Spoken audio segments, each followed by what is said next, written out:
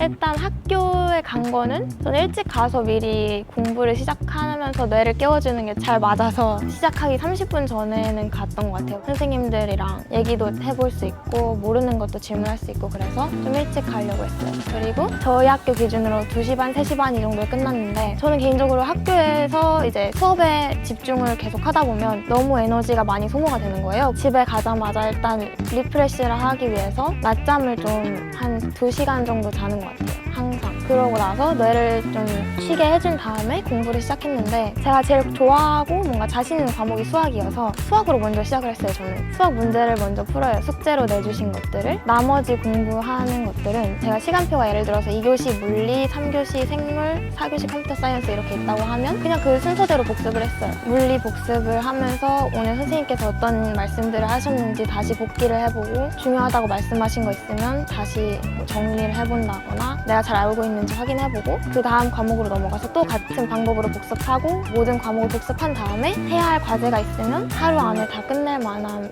분량이면 최대한 그 당일에 끝내려고 노력을 했어요. 프로젝트 같은 거는 하루 안에 끝내기 힘들잖아요. 그런 거를 주로 주말을 사용해서 했던 것 같아요. 일주일 내내 공부만 하면은 너무 지치고 번아웃도 올 수 있으니까 최대한 평일이랑 토요일 사용해서 공부랑 과제 같은 걸 다 하고 일요일에는 저 혼자만의 이제 쉬는 시간을 가지는 쪽으로 했던 것 같아요.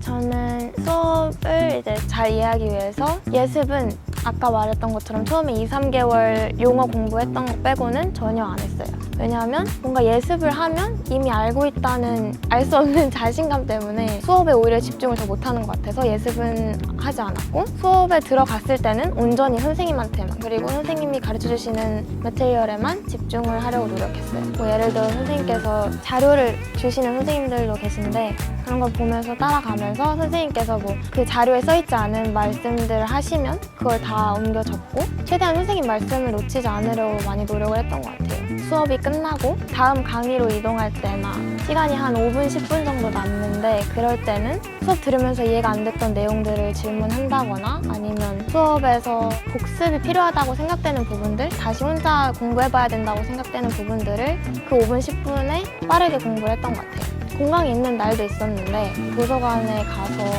오늘 해야 할 일을 한다거나 그런 식으로 공부를 또 짬을 내서 했어요.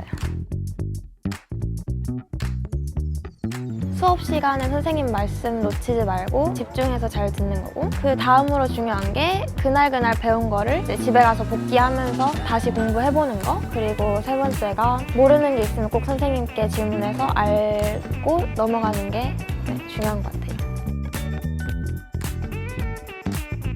에세이 쓸 때 좋은 성적을 받는 방법은 일단 선생님께서 크라이테리아라고 이제 어떤 특정한 기준을 충족해야지 만점을 받는다 이런 식으로 표를 정리해서 주세요. 그걸 먼저 꼼꼼히 읽고 분석을 해요. 선생님께서 이 과제에서 무엇을 원하시는 건지 생각을 하면서 에세이를 쓰는 거예요.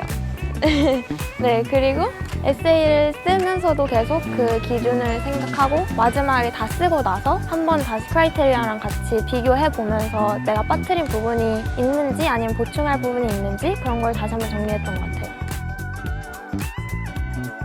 일단 과학에는 되게 생소하고 어려운 영어로 된 용어들이 많이 나온단 말이에요. 그래서 유학 초반에 했던 방법으로는 먼저 텍스트북에서 어디까지 진도를 나갈지 좀 보고 거기 나오는 중요한 단어들이나 데피니션이 따로 써져 있는 단어들을 다 모아서 그것만 이해하고 외웠어요. 그리고 나서 수업에 들어가면 수업이 이해가 잘 되고 집중도 잘 됐던 것 같고 물리에서 성적을 잘 받는 방법은 개념 이해하는 걸 중요하게 생각하고 개념 이해가 완전히 다 됐다면 문제를 여러 개 풀어봐서 여러 가지 유형을 접하는 식으로 하면 될 것 같고 생물은 선생님께서 조각조각 나 있는 여러 가지 정보를 주시는데 그거를 자기가 집에서 혼자 다시 공부해보면서 그 정보들을 연결시켜서 지식으로 만드는 작업을 하면 성적 올리는 데 도움이 되는 것 같아요.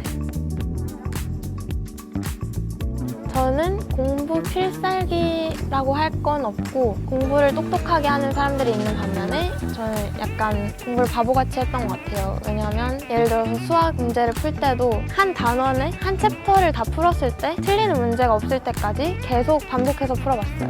물리도 비슷한 방식으로 공부했고 생물 같은 것도 백지에 모든 개념을 안 보고 쓸 수 있을 때까지 외웠어요. 특별한 노하우 없이 열심히 공부했던 것 같아요.